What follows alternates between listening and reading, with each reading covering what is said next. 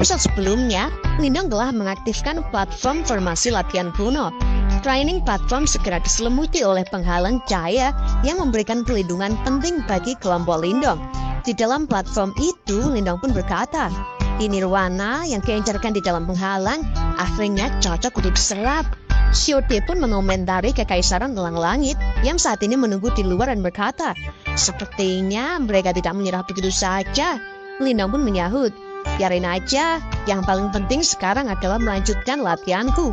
Dan kini Lindong dan Xiaoyan pun mulai berkultivasi untuk menyerap kekuatan yang melimpah itu.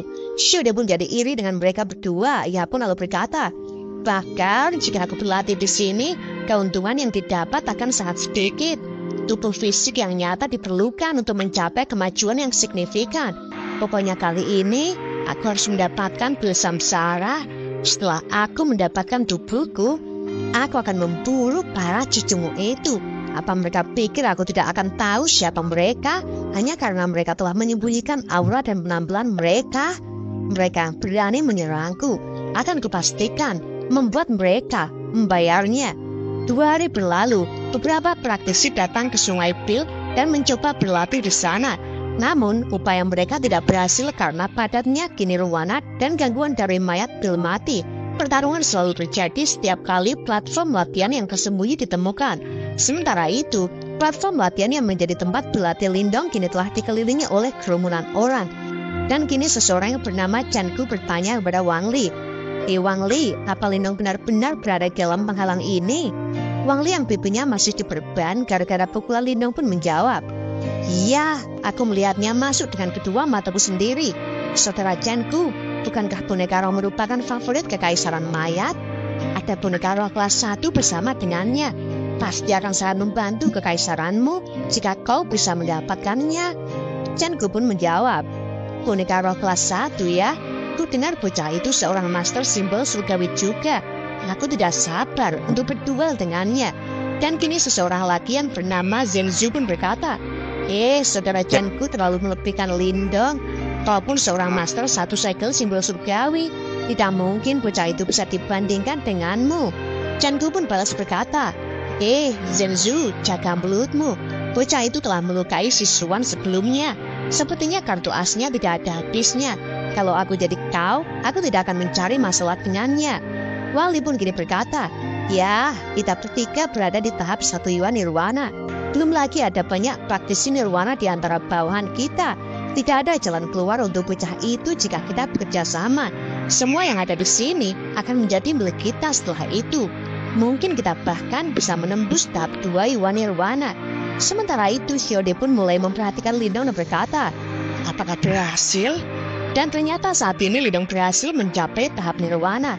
Xiode pun lanjut berkata, sepertinya dia menyerap 2 juta pil Nirwana di sini. Pasti akan ada kegemparan jika berita ini tersebar. Tapi tiba-tiba saja, Lindong pun dengan tubuh emas Nirwana pun kini menegakkan kepalanya dan lanjut berkata, kesengsaraan Nirwana, mari kita lihat seberapa menakutkannya kau sebenarnya.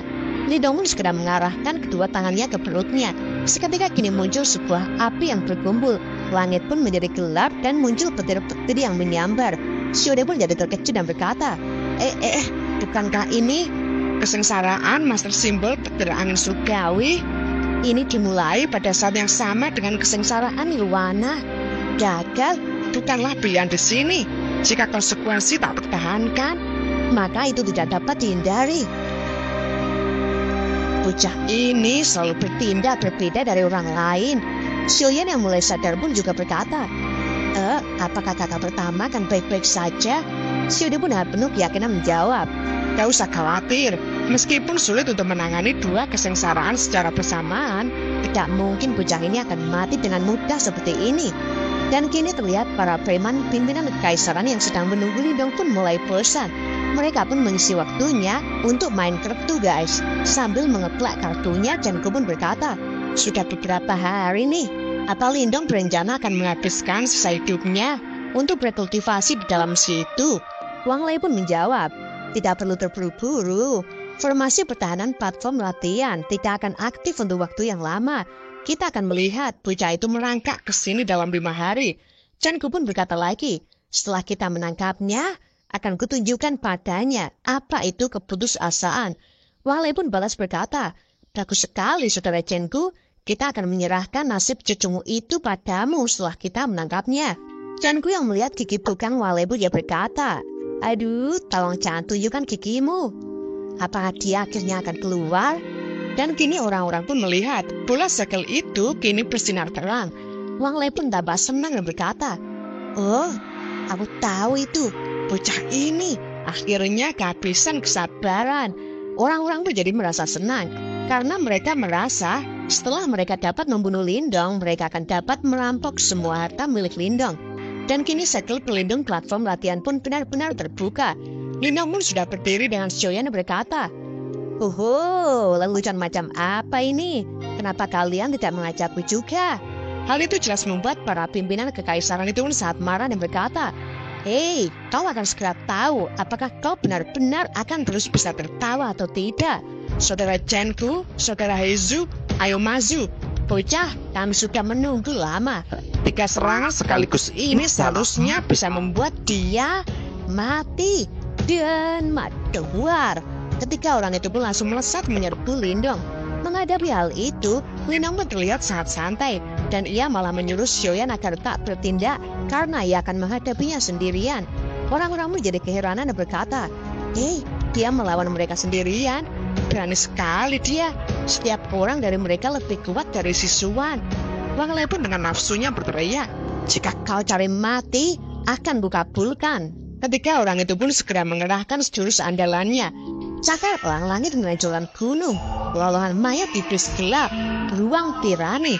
Sedangkan Lindong pun juga mengerahkan kekuatan andalannya, yaitu belantara besar, memenjara surgawi, 5 jari, mengguncang alam semesta. Seketika muncul sosok dewa manifestasi tangan 6 Lindong yang dengan cepat meluncurkan kelima jarinya. Para lawan-lawan Lindong pun kini sangat terkejut dengan kekuatan Lindong ini. Wang Lei pun segera meneriaki teman-temannya, jangan terkejut. Dia tidak akan mampu bertahan melawan kita semua. Dan keluar. Kini tembakan 5 jari Lindong pun bertabrakan dengan ketiga jurus itu. Tapi seni bela diri manifestasi Lindong yang begitu kuat pun dengan cepat mendorong ketiga jurus itu dan lear. 3 orang pun kini langsung tepar di tanah. Jelas hal itu sangat mengejutkan semua yang melihatnya. Hanya 1 serangan, tapi 3 praktisi tahap 1 Yuan Nirwana telah dikalahkan. Ucap mereka. Wang Lei pun seketika dikejutkan dengan Lindong yang meluncur dengan cepat. Apa yang akan kau lakukan? Ucapnya. Lindong pun menjawab, karena kalian terlihat sangat menikmati menindas yang lemah, nikmati saja pembalasanku. Wang Lei yang panik pun langsung berteriak, saudara Sikun, kenapa kau belum bertindak juga? Dan keluar. Seketika kini muncul tembakan yang meledakkan serangan Lindong. Lindong menjadi terkejut dan berkata, Sikun, kau akhirnya melewati kesengsaraan nirwana kedua ya. Kedatangan Sikun pun langsung menghebohkan orang-orang dan mereka pun langsung berteriak, hei, itu kekaisaran curang iblis. Itu tahap 2 Yuan Nirwana. Orang dengan kekuatan seperti itu pasti dapat dengan mudah menguasai wilayah ini. Sikun ini memang seorang jenius. Namun, kita akan mendapatkan pertunjukan yang luar biasa. Lindong bukan lagi seseorang yang bisa dianggap remeh. Tidak ada yang tahu siapa yang akan menjadi pemenang dalam duel mereka. Benar sekali. Sikun yang melihat Lindong pun jadi berkata, baru 2 hari, namun kau telah menerobos mencapai ke tahap Nirwana. Kau bahkan berhasil melewati kesengsaraan Nirwana. Bagaimana mungkin? Lindong pun dengan entengnya balas berkata, aku juga tak menyangka kau bisa melewati kesengsaraan Nirwana kedua dalam 2 hari ini. Sikun pun berkata lagi, aku tidak akan bisa hidup dengan damai jika aku tidak segera menyingkirkanmu. Lindong pun dengan enteng menyahut, sama, aku juga merasa begitu. Sementara kini, Chenku dan Zhenzu pun berusaha untuk berdiri dan berkata, aku tidak menyangka Lindong bisa sekuat ini. Gak nyangka kita telah menyinggung orang yang mengerikan. Ini semua salah dia. Mereka berdua pun seketika langsung menatap Wang Lei. Jelas Wang Lei pun jadi panik dan berkata, kenapa kalian menatapku begitu? Kalian berdua tidak lain hanyalah sekelompok orang yang pengecut. Jika bukan karena harta karunnya, tidak mungkin kalian berdua akan datang. Wang Lei pun kini menoleh kepada Lindong dan berkata, sial, Aku tidak bisa mengalahkan Lindong dengan mudah lagi meskipun aku menginginkannya. Dan kini si Kun pun mulai mengerahkan kekuatannya sambil berteriak. Meskipun peningkatanmu yang tiba-tiba ini benar-benar membuatku kagum, namun hanya ada satu akhir untukmu hari ini, dan kau akan menyesalinya. Lindong pun dengan santai menanggapi. Ayo, tunjukkan rasa percaya dirimu. Salah satu penonton pun seketika berteriak. Kita harus menjauh jika tidak ingin terlibat dalam pertempuran mereka. Dan mereka berdua pun kini baku hantam dengan sangat sengit. Jelas hal itu membuat orang-orang jadi terkejut karena bisa-bisanya Lindong saat ini bisa mengimbangi si Kun. Si Kun pun mulai lebih serius lagi dan berkata, stamina yang hebat. Sekarang, mari kita lihat bagaimana keadaan tubuhmu melawan pedang iblisku. Lindong pun juga segera mengeluarkan tombak buaya surgawinya dan berkata, bodoh, kenapa aku harus menahan seranganmu dengan tubuhku? Dan mereka berdua cepat kini saling adu senjata dengan sangat sengit. Orang-orang yang menonton pun berteriak, sombong amat. Lindong bahkan berani mengacau si Kun. Meskipun serangan si Kun sangat sengit, tidak ada satupun yang benar-benar mengenai Lindong. Sepertinya ini akan menjadi pertarungan yang panjang. Hingga akhirnya Lindong pun berhasil memaksa si Kun untuk lebih serius lagi. Ia pun kini merapatkan kedua tangannya dan berkata, Lindong, jangan berpikir hanya kau saja yang memiliki seni bela diri manifestasi tingkat tinggi. Akan kutunjukkan padamu seni bela diri terbaik Kekaisaran Jurang Iblis. Sombonganmu akan berakhir di sini. Kemarahan si Kun itu tampaknya membuat orang-orang pun kini jadi panik dan berkata, ini adalah seni bela diri tingkat tinggi Kekaisaran Jurang Iblis.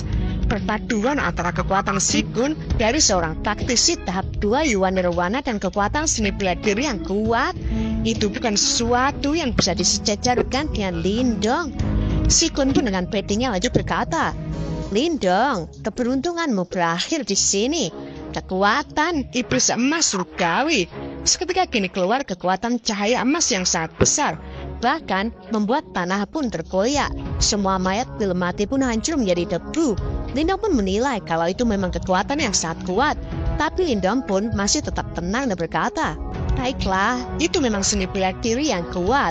Sedangkan si Kun pun kini semakin sombong dan berkata, hei, kau mau cari mati ya?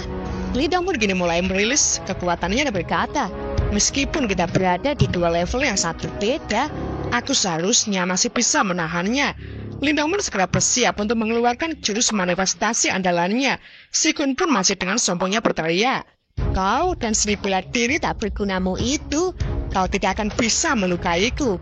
Tapi Lindong pun dengan tenang balas berkata, hei, apa kau serius berpikir bahwa aku hanya mampu melakukan seni bela diri manifestasi tingkat tinggi, ha? Dan kini Lindong pun mulai mengangkat tangannya dan berteriak, bulan tanah besar memenjara surgawi. Dewa tangan 6 pun kini keluar disertai petir-petir yang menyambar dengan keras. 5 jari menyatulah. Melihat jurus Lindong itu, orang-orang pun kini jadi berdecak kagum dan berteriak, apa yang terjadi? Ini bukan lagi seni bela diri manifestasi, tapi ini seni bela diri jiwa. Bahkan Jenku yang melihatnya pun berkata, orang ini bukan seorang yang bisa kita singgung. Dia dan Shenzu pun segera melotot ke arah Wang Lei lagi. Si Kun pun kini menjadi sangat panik dan wajahnya pun menjadi sangat pucat dan berkata, seni bela diri jiwa? Bagaimana mungkin? Seni bela diri memiliki jiwa yang berasal dari jiwa penggunanya. Begitu menggunakannya, bisa memanggil jiwa dan kekuatannya bisa mengguncang langit dan bumi. Dan seni bela diri yang berada di atas tingkat nirwana dinamakan seni bela diri jiwa. Dan kini terlihat Dewa Tangan 6 Lindong dengan 5 jarinya pun dengan dahsyatnya semakin mendorong gunung emas seni bela diri si Kun. Dan benar, Lindong pun kini berhasil menghancurkan seni bela diri si Kun itu. Sontak si Kun pun langsung memuntahkan darah dari mulutnya. Dan ia pun hanya bisa berkata, ada apa dengan keberuntungan bocah ini? Bagaimana dia bisa mempelajari seni bela diri jiwa? Dia tidak pantas mendapatkan seni bela diri yang begitu kuat. Lindong, hari ini kau menang. Tapi dendam antara kau dan aku dan Kekaisaran Jurang Iblisku tidak akan berakhir di sini. Lindong pun dengan tenangnya balas berkata, kedepannya kau tidak akan bertemu denganku lagi. Sungai Pil ini akan menjadi kuburanmu. Dan keluar. Lindong pun lanjut menembakkan seni bela diri jiwa dengan kekuatan 5 jari yang merapatnya lagi untuk menghabisi Shikun. Dengan cepat Shikun pun segera merilis tubuh pelindung emasnya. Kau takkan bisa merusaknya, teriaknya. Tapi Lindong pun menatap tajam dan berkata, hancurlah. Dan seketika telapak jari Dewa Manifestasi tangan 6 Lindong pun kini benar-benar menggeprek Shikun. Tendangan itu begitu kuat, membuat ketika temannya pun segera melindungi tubuh mereka masing-masing dan berkata, ini buruk. Senior hancur di bawah telapak tangan dewa itu, bahkan ada lubang besar di tanah sekarang. Saudara Shikun telah dikalahkan, bahkan kebanggaan kekaisaran jurang iblis, kartu as kami telah kalah. Shikun pun kini hanya tergeletak dengan luka yang parah di situ. Lindong pun segera merebut kunci rahasia kuno yang dimiliki Shikun. Para bawahannya pun segera menolong Shikun, yang saat ini dia sudah sekarat dan hampir mencapai batasnya. Dan mereka pun segera kabur dari situ dengan menggendong Shikun. Lindong pun hanya melihat kepergian mereka sambil berkata di dalam hati, Shikun, dia seharusnya tidak akan menjadi ancaman dalam beberapa tahun ke depan. Musuh mereka pasti akan mengambil kesempatan untuk membalas dendam pada mereka. Sedangkan kini, ketika Cecunguk pun tampak kebingungan dan berkata, Sial, kita harus ngapain nih? Jangan bilang kau masih berpikir untuk melawan Lindong. Lindong pun seketika menatap tajam ke arah mereka bertiga sambil berkata, Hei kalian, kenapa kalian semua masih?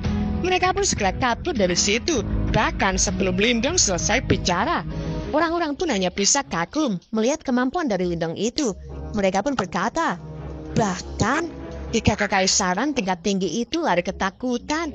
Selain dari beberapa orang itu, sepertinya sekarang kita akan memiliki seorang pria pemberani baru lainnya di area barat laut.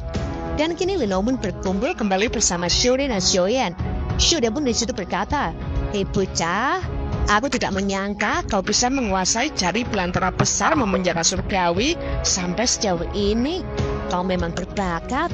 Lindong pun balas berkata, aku tidak dapat memahami esensinya di masa lalu, tapi aku telah menemukan metode latihan yang benar sekarang setelah aku berhasil menembus tahap nirwana. Pencipta seni bela diri ini memang bukan orang sembarangan. Xiaoyan pun lalu bertanya, kemana lagi tujuan Lindong sekarang? Lindong pun dengan semangatnya langsung menunjuk ke arah sana sambil berkata, kalau begitu, mari kita menuju ke wilayah yang lebih dalam. Disitulah seharusnya letak Pil Samsara dan harta karun lainnya berada. Xiaoyan pun langsung terkejut dan senang karena Lindong masih mengingat Pil Samsara yang penting untuk dirinya. Bocah ini, dia masih mengingatnya, ucap Xiaoyan di situ. Dan cerita pun bersambung.